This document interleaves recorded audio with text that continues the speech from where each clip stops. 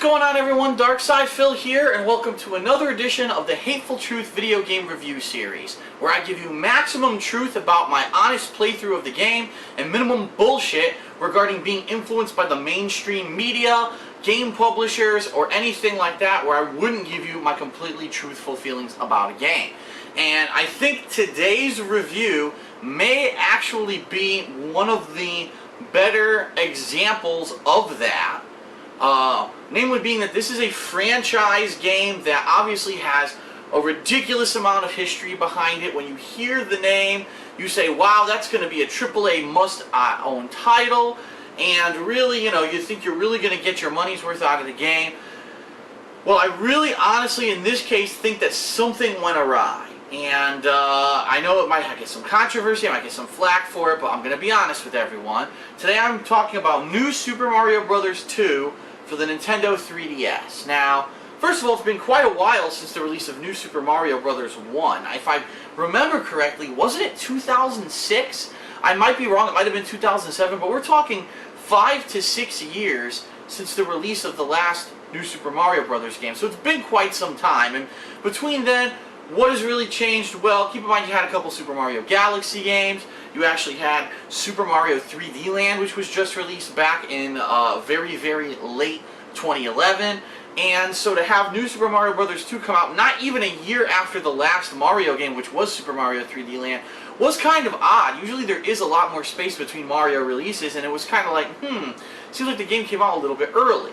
Now, this is the sequel to the Nintendo DS game, okay? Now, if you remember back then, the gimmick with the Nintendo DS was, ooh, it's touchscreens, and ooh, it's better graphics and dual screens and stuff like that. In this game, you really don't use the touchscreen at all, if ever. You just don't need to use it. They've completely taken out any kind of implementation with the touchscreen when it comes to New Super Mario Bros. 2. What they did implement was the 3D stereoscopic vision, and it pretty much uses it as well as a lot of the other games that have come out for the Nintendo 3DS.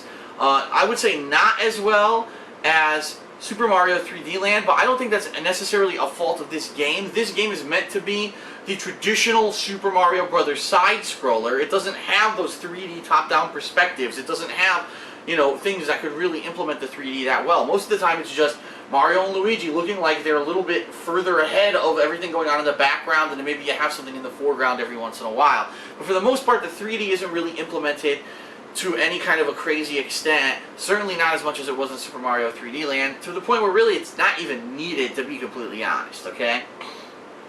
So, New Super Mario Bros. 2. Same premise as usual. Princess gets kidnapped by the Koopas and the Koopa Kids.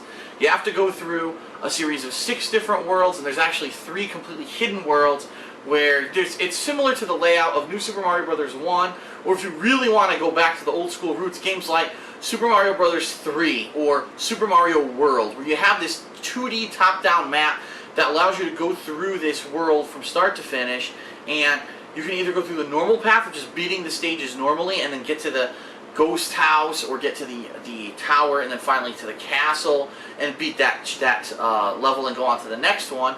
Or there's also hidden things. There's hidden ways to beat certain levels. For example, there might be multiple exits through a level, and depending on which exit you go out of, you might unlock a different part of that world's map. Maybe a warp. Sometimes there's warp cannons that'll take you into the secret worlds or to other worlds.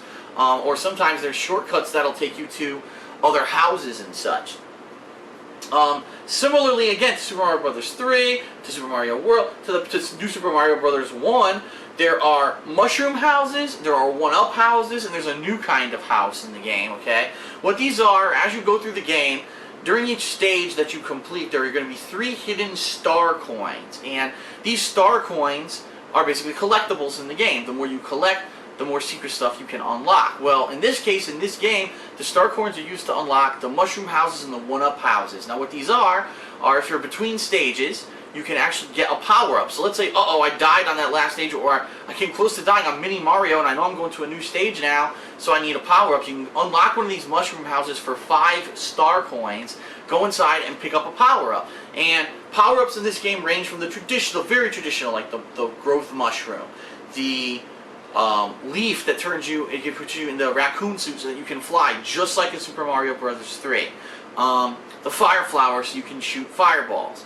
In this game also makes a return the mini Mario mushroom and the gigantic Mario mushroom. Now these were the new elements that were actually added back in the original New Super Mario Brothers, and that was kind of the gimmick for that game, is, oh, Mario can now be super huge Mario or super duper mini Mario, and there were a lot of Easter eggs and hidden things in that game related to getting those items and using them in certain situations in the game.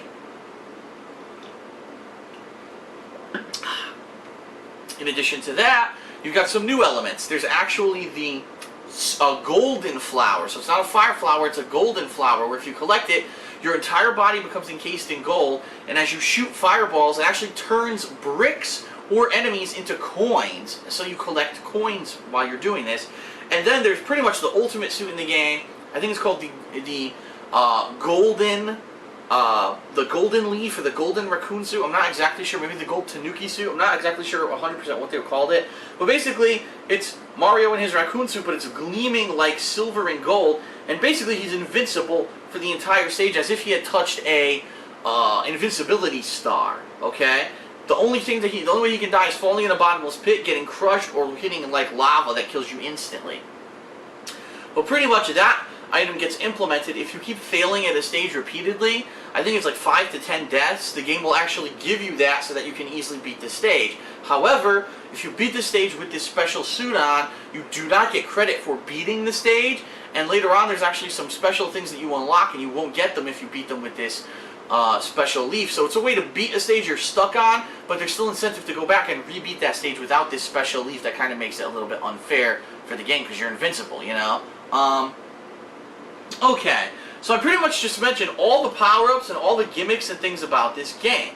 Yeah, that's right. That's pretty much it. It's a lot of returning stuff. It's a return of a couple things from the last game and maybe 2 new elements for this game. The real new element about New Super Mario Bros. 2, as you can tell just from looking at the cover of the game, it's all about the gold, okay? It's about collecting as many pieces of gold as you can. Whether it's getting coins and collecting massive amounts of coins, whether it's actually finding that gold flower, like I said, and hitting things with the gold fireballs. There's actually blocks in the game. If you remember the typical coin blocks, where if you hit them repeatedly, the coins fly out of them. There's a lot of cases in this game where those blocks turn into a mask, and you actually jump up and put the mask on, and now what happens is as you move fast, the coins actually fly out of the block, and it gives you an extra hit of invincibility. So if you have the gold block on your head and you get hit, you don't lose whatever power-up you currently have, you just lose the gold block off of your head. But really what it comes down to is they want you to make coins. It's all about making money in this game. And there's actually an ongoing coin counter that even if you die, whatever coins you collected during the course of that stage gets added to the overall coin counter. So by the time that I beat the game, I beat all the secret stages, and did a little bit of extra content, I had about 50,000 gold coins. That wasn't with me going back trying to actively get extra, it was just me running through the game, okay, normally. So, what are the great things about the game, and where are the places that I really feel that this game kind of falls short for a Mario game, alright? Well, first of all, it's classic 2D side-scrolling Mario. You're going to have your platforming, you're going to have your puzzles where you have to find secret coins and find secret entrances and things that maybe are kind of a little bit off the screen. You have to make a leap of faith, or you have to wall jump up off the screen, or go through a secret pipe or whatever to try to get to these secret areas. There's going to be underwater stages where you're going to be swimming. There's going to be aerial stages where you're bouncing or you're flying on clouds. All of the classic Mario characters may come back here for appearances, including Lakitu, the Mushroom, the Koopa Troopa, you know, Spiky, the Beetle guys, Bullet Bills. All the classic Mario guys make it back for certain appearances in this game, okay? But, that being said, there's not a lot of new stuff, is really what I'd like to say. When it comes to the big, super duper large Mario Mushroom and the mini Mario Mushroom, they're very rarely implemented. In fact, I would say for the mini Mushroom, there's maybe 5 stages in the entire game that you really need it to find secret stuff. And for the large, jumbo, super large Mario Mushroom, it's only implemented in maybe 2 to 3 stages max. And it's completely optional that you do it. So basically they've taken the newest stuff from the last version of this game and completely trivialized it to the point where it's almost non-existent in the game. Now, You might be saying, well, that's not really the focus. This is the sequel. It's all about coins, right? Well, that's the thing. And this is the thing where I really think the game went astray, and it's kind of really odd.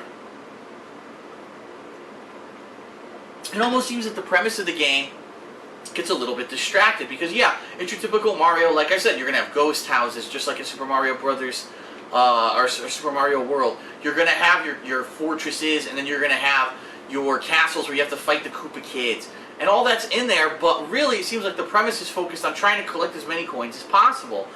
But why? It's never actually explained in the game why you're trying to collect so many coins. And in addition to that, it never really is implemented in anything in the game. It's not like you're collecting coins and then you could spend them on something. It's not like you're collecting coins and when you hit any significant amount of them that some amazing cool thing happens. No, actually the collection of coins just seems to be there just to be there. Almost as if they know the game might be lacking a little bit on originality, on actual content, and so they said, well, let's have this coin collecting kind of side thing so that people will feel that there's replayability and they get hooked on collecting coins. Never during the course of the game did I ever understand why I was collecting these coins, and never did I actually feel that there was a benefit besides the fact that because I was collecting hundreds of coins per stage, that I had a million extra lives. And I really feel that having that cushion of so many extra lives kind of watered down the quality of the game, okay? In other Mario games, yeah, sure, it's easy to get extra lives, but you never have 700 lives, you know what I mean? Just by normally playing this game and not trying to get extra coins or lives, by the end of the game, I had almost 400 surplus lives. Like, holy shit, how many times could I fail on a stage that I need 400 lives, you know what I mean? It just doesn't seem to make sense that it was that easy to accumulate that many lives. And even that, going along with that theme, that being said, the game itself seems overly easy. Now keep in mind, I just played Super Mario 3D Land and reviewed it a couple months ago. And in that game, I mentioned there were 8 worlds, total of 8 worlds. Once you completed those worlds, a whole additional 8 worlds open up, and these are challenge worlds, which are basically more difficult versions of the first 8 worlds, with massive amounts of secrets and replayability, to the point where after you beat those worlds, there's even more secret stuff you can do. Once you beat that, there's even more secret stuff you can do, which then unlocks a super duper secret final stage of the game that is insanely hard to beat, but you feel accomplished once you've beaten it. Really, New Super Mario Bros. 2 only has 9 worlds, because you have the 6 original worlds and the 3 hidden worlds, and once you beat them all once, there's really no incentive to go back and do anything else. Sure, you could say, oh, I beat a couple of the worlds with that golden Tanuki suit like I told you about, and so you didn't get full credit, so maybe you go back and you beat a handful of stages legitimately without using the gold Tanuki suit. But outside of that, there's no real benefit, there's nothing really hidden to go back and do in the game. Here's what the Easter eggs are in the game. After you beat the game normally, you can actually replay the game as Luigi. Big deal. You could do that in the past several Mario games, and there's no benefit for doing it and beating it as Luigi. If you beat the whole game and every stage is Luigi, you get nothing out of it. Once you collect, I believe it's 1,110 lives, you can play through the game as Mario without his hat. And it doesn't affect the gameplay at all, it's just a superficial change.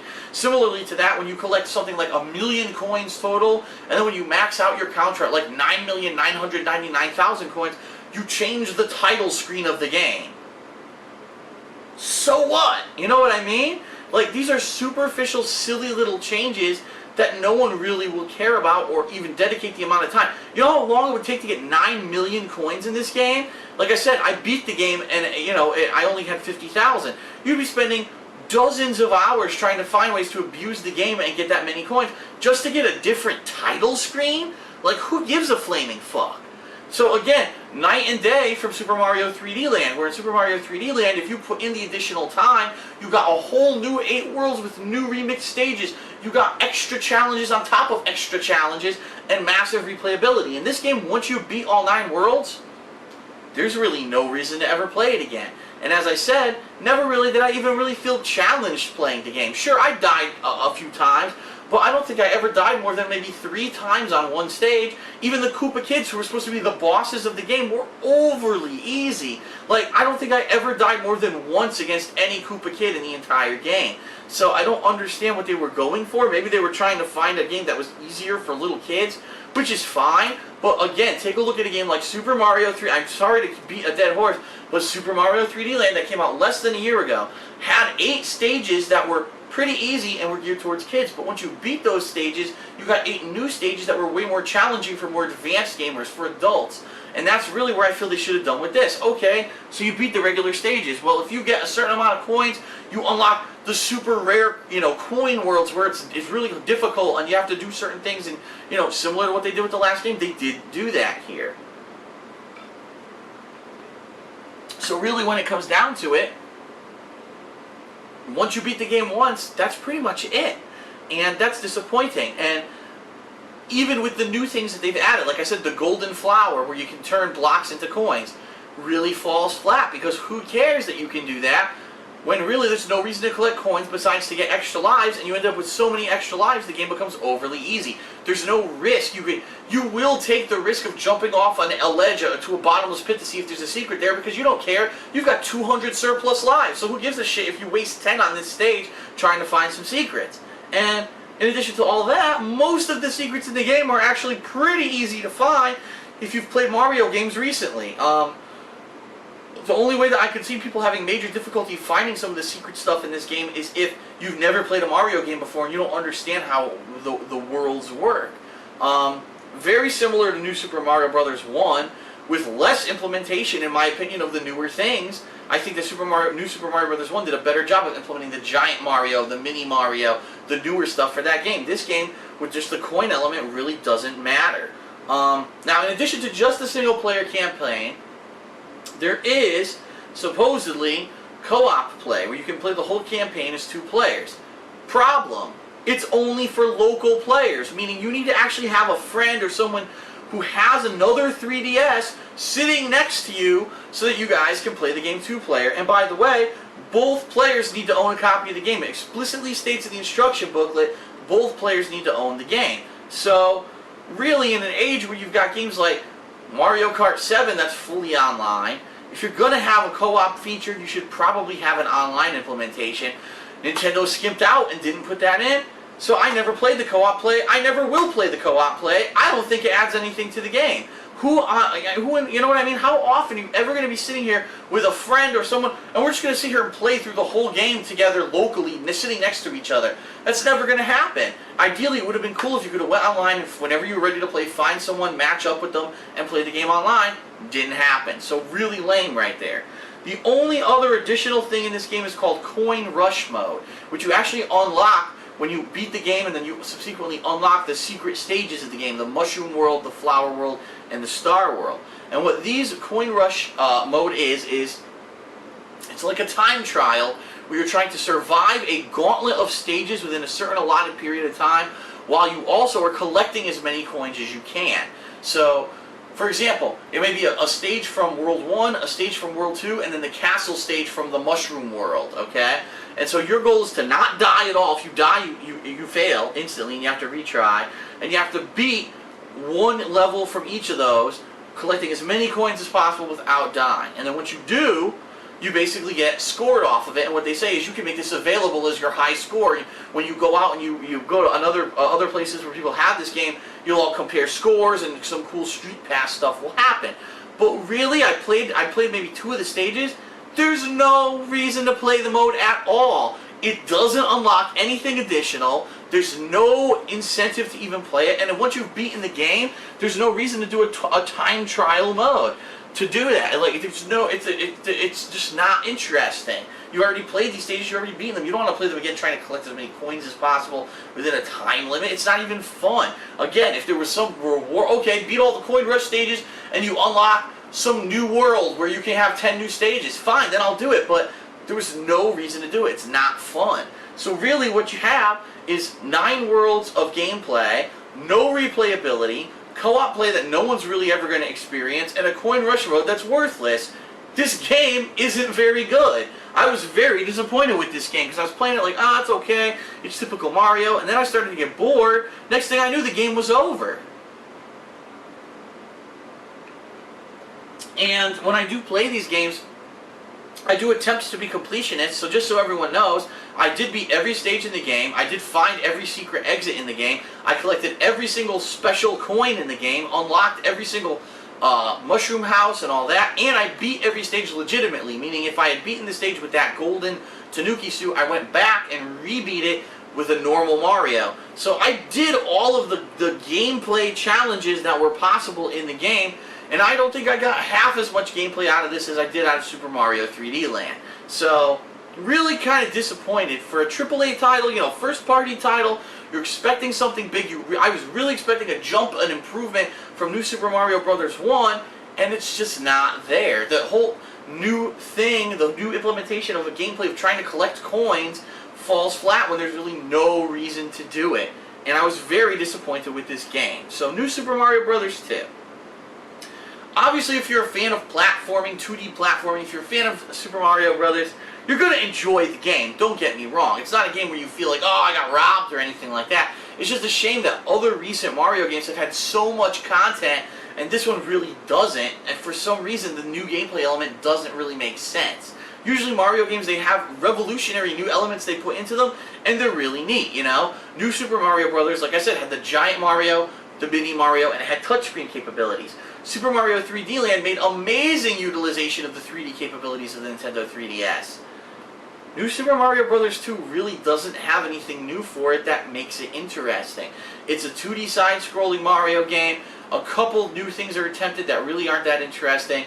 It doesn't have as much content as replayability as recent Mario games. In fact, I'd go as far to say that probably, you know, there's 9 worlds. Some of you could beat in under an hour. You'll probably, on average, get maybe, I don't know, 8-10 hours of gameplay out of this game. And that's if, you know, you're really taking your time and you're going back and trying to get all the secret coins and beat everything legitimately and find every secret exit. Maybe you'll get that much gameplay out of it. But I'm just disappointed that it's so short in that regard. No real replayability, no rewards for going after the collectible aspect of the game. That's like so boneheaded. Why not say, okay, at 1,000,000 coins, a whole new world opens up. So now you have massive incentive to go back and try to collect as many coins as possible. It's really poorly implemented. It makes no sense. I don't know what Nintendo was going for. New Super Mario Bros. 2, I'm going to actually give it a 7, okay? It's still better than the average game because it's Mario. You're going to have all your classic Mario stuff. Obviously, there's Mario fan service in there. The graphics are decent. The music's always good when it's remixes of classic Mario songs and such. But there's just nothing new implemented, as opposed to Super Mario 3D Land, which had all these crazy new things and there's all this replayability. I give it, what, an 8.5, I believe? I can only give this game a 7. It's still fun, it's still Mario, but there's really no real incentive to even run out and buy it. Like, I got it when it was new, and I played it over a course of a couple of weeks, but, like, I feel bad for people who were like, oh, new Mario, and they ran out to get it, and they were like, there's really not much substance to this Mario, as opposed to some of the other ones that we've played so far recently. So, New Super Mario Bros. 2 was an interesting attempt of Nintendo to be going a different direction, a more collectible direction. They thought maybe they could make people get addicted and say, oh, I love coins, I want to collect as many coins as possible. But when there's no payoff to doing that, to collecting the coins, it really fails. And the gameplay is good. It's classic Mario gameplay, but there's not enough of it with only 9 worlds. No replayability after those worlds, a worthless co-op feature because it's local only, and a coin rush mode that really there's no incentive to ever play. It's not a great game, it's only good, so I give it a 7 out of 10.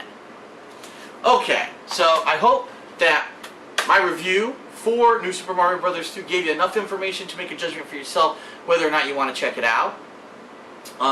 Again, I always interject as much truth as I can. I could have kissed the game's ass and said it's Mario and it's a AAA title and blah blah blah, but I really feel that for a Mario title, especially for a recent Mario title, when you've got the Super Mario Galaxies, the Super Mario 3D Lands coming out, you can't have a Mario title that all of a sudden decided to just cut back on the amount of replayability and content that those other games had.